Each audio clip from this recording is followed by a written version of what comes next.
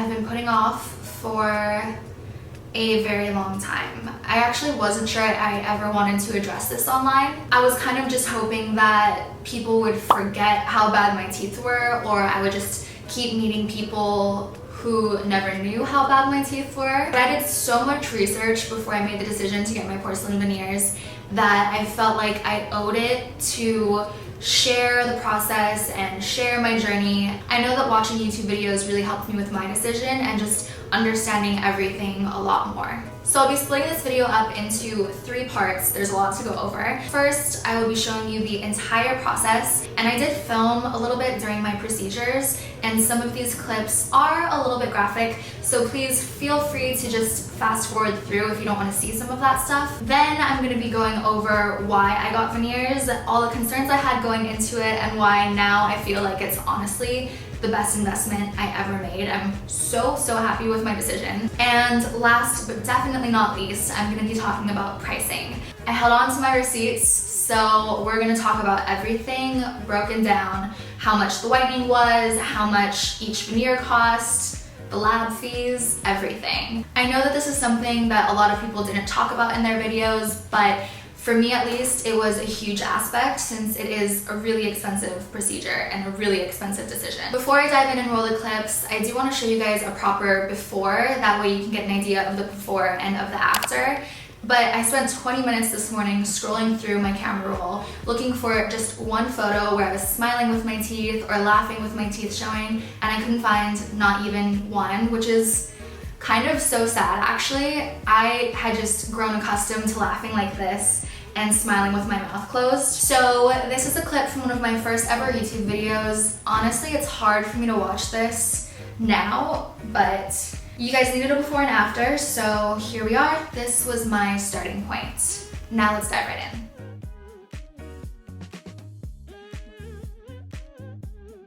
On October 4th, 2017, I went into Southland Dental in Los Angeles, and I was going in honestly just to see if I was even a good candidate for it and to get a quote so I knew how much money I needed to save up. First, they took molds to see, because keep in mind my teeth were really severe. It was a difficult case because they were so crooked and overlapping.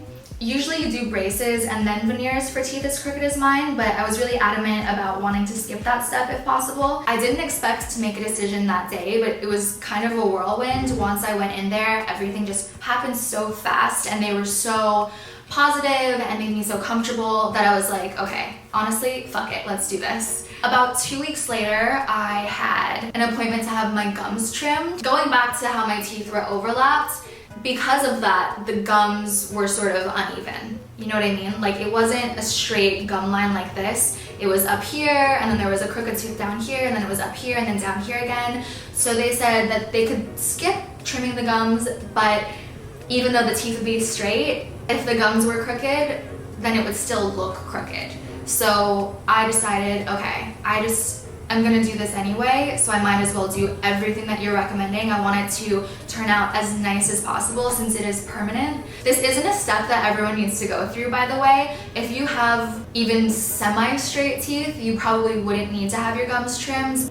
And so I was awake for the gum trimming. I kind of thought going into it that I would be put to sleep for all of this, but I was never put to sleep. I was awake for every single treatment. I was numbed with dental blocks. And I just heard this scraping noise of the little tool scraping the gum off, and I'll never forget the scraping noise. It was so weird and gnarly to hear it but not feel it, like this disassociation. But anyway, so my gums were pretty sensitive, and I couldn't eat sharp food, and I couldn't really eat solid food for like a week or two. The healing did take a few weeks, and this is really what sort of slowed down my process, because you have to make sure that the gums are like healed and all happy before you start messing with them again. And then I went back on November 2nd, and this was just so that they could see how I was healing, and then we could whiten the shit out of my teeth. We ended up doing multiple rounds of whitening, and I ended up choosing one shade whiter than what my dentist recommended for my veneers. Do you understand why he recommended the shade that he did? Because I am not getting my whole mouth veneers, just the top 6. So he was saying like you want it to match your bottom teeth, but also my bottom teeth don't really show when I speak or when I smile. and go big or go home. About 2 weeks after was the big appointment, the appointment that shaves down my teeth into itty little vampire things, and I got my temporary. I was there all day, and it was also the day where I got to approve the wax molds. So basically, they had taken a few molds of my teeth, and they had gone on the computer and sort of figured out how it would look if it was straightened. And if I approved these wax teeth, then this is what my porcelain veneers would be shaped after. So I did end up approving them, and you can even see in this clip, that's a mold of how crooked my teeth were versus how they would look after. And the difference is just, I mean, it's insane looking at this and thinking that that's what my mouth looked like. And I was there for so long. I literally had to get renumbed towards the end of the day. That's how long I was there. Again, you know, not everyone needs to have their teeth shaved that much, but think about the fact that my teeth were like this, and they had to shave it enough to where they looked even. So they literally shaved my teeth down until they got as close to the nerve as possible. So my teeth are still alive. We decided not to root canal. So I always thought, I don't know why, but I thought temporaries would just be like temporary veneers, but it's actually one piece of plastic, like a bridge. And I hear a lot of people talk about how they don't like their temporaries, but honestly, I fucking loved my temporary bridge. I was so stoked. I could not have been more excited. I have gone from such crooked teeth to have this, even though it was plastic and even though it felt weird and even though I had a lisp while I had it. I was so excited, and I just kept thinking, like, if my normal veneers are even half as good as this bridge, then I'm gonna be in love. Like, then I'm so happy I did this, no regrets. And honestly, this was the first point where it felt real. Up until now, I had been doing molds and getting teeth whitening, but it didn't really feel like it was happening. It didn't really feel like any major changes were coming, but at this point in time, I was like, wow. Like, honestly, I know it's just teeth and I know it's just cosmetic, but I was like, this is gonna change my life. So today we filed down my real teeth. We put in my temporary bridge. I spent more time today at the dentist than I have in the past 10 years combined, easily. So I'm a little bit sensitive and a little bit numb, so I'm kind of talking weird, but I think it turned out great, and I'm so excited to see how the permanent veneers come out. I should be getting those in about 2 weeks. Then we made the appointment for my permanents. We made that appointment for December 1st, but when December 1st came around, my dentist wasn't happy enough with the porcelain veneers, and so he sent them back to the lab, which is not unusual. It sometimes takes a few rounds to get them perfect, because again, like, the color has to be perfect, the texture has to be perfect and match your other teeth, the size can't be off by even like a centimeter. So he sent them back to the labs, had them remade, and then I ended up coming back for my final appointment on December 15th.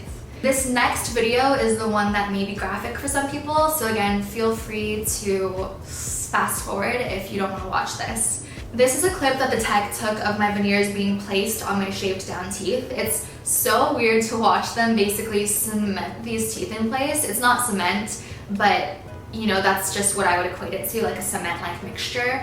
I just remember feeling so much pressure in my skull. My teeth were numb, so I couldn't feel my gums, of course, but I just felt this pressure, like he was pushing his entire body weight into my skull. And yeah, I mean, it makes sense, but it's like when you glue something or tape something and you want to like press it and make sure it sticks. It was very much that sensation, but in my brain. Then they used this light to sort of set the cement-like mixture and make these babies permanent. And now all the graphic clips are over, I promise. But so after after the teeth were placed, then they had me do a bunch of bite tests to make sure that my bite was aligned. And then they shaved down the back of my teeth to make sure that I was comfortable speaking, comfortable biting and chewing, and like could make all of my sounds like S's and things like that. But I would note that I think I speak a little bit differently now. My S's, S, S. When I say S, I feel like the sound comes from a different place. Like I'm almost like moving my mouth sideways when I make that sound. It's so weird to explain, but if you've had veneers, I know you probably feel me. But yeah, so that was my entire process. The entire journey, it took from October to December of 2017. But now I guess let's go into why I decided to get veneers. You saw my before clip, so I think it's pretty obvious why I decided to get veneers, but just to talk about it a little bit more, I think that everyone has insecurities and not everyone talks about them on the internet, so this is like a little bit of the part that's uncomfortable for me. But I guess growing up, I was always aware that my teeth were very crooked, and when I was in elementary school, I remember begging my mom for braces, but she was a single parent. She was putting herself through nursing school, she was putting me through private elementary school, and it just wasn't in the budget. So skip to high school, Invisalign is new on the scene, and my mom's like, okay, we can get you Invisalign. So I go in, I get my trays. At first I'm really excited, but keep in mind that I'm in high school and I'm awkward, and Invisalign is still a really new thing. It's not common yet. So when I'd be talking, people would be like, oh, are you wearing Invisalign? Or they'd be like, oh, are you wearing retainers? And it was just something that I couldn't get comfortable with it. And so I started not wearing them, and then how Invisalign works is that you have to wear it 24 hours a day, and then it slowly shifts your teeth, and you keep putting different molds in, and each time it slowly shifts your teeth more and more. So yeah, my teeth did shift a little bit when I used it. When I stopped using it, my teeth shifted back, and I wasn't at a point in my life where I was comfortable enough to be able to be like, yeah, I'm wearing Invisalign, like I'm so excited to have straight teeth soon, or like I couldn't get to that point yet. I was still so shy and so insecure that I couldn't fucking do it. I think Invisalign back then was like $5,000, so I'm sorry to my mom who paid for that, and I wasted her money. Like I really do feel badly about that now. And then my freshman year of college, I tried Invisalign again. I think I split the price with my mom 50-50, and I was like, you know what? This time I'm ready, I'm an adult. I got Invisalign again, and I did not finish my treatments again. I don't know what was wrong with me. Like I just couldn't wear the tray 24/7. Like it hurt really bad. It was so painful. I just kept losing them or skipping them, and it just didn't work. So then I go to Korea in 2017. Watching that footage and sharing that on the internet was so difficult for me because all I saw was crooked teeth. I couldn't see myself past them at that point. And honestly, even now when I watch my old YouTube videos, like I'm so tempted to take it down. You know, I'm not saying that everyone who has crooked teeth needs to get veneers, and I'm not saying like, oh, it's horrible to have crooked teeth, but just for me, it was something that I internalized from a really young age as my biggest flaw. I just had to. I owed it to myself to feel more confident, and I knew that I could never feel confident if my teeth looked like that. It was the best investment I ever made in myself.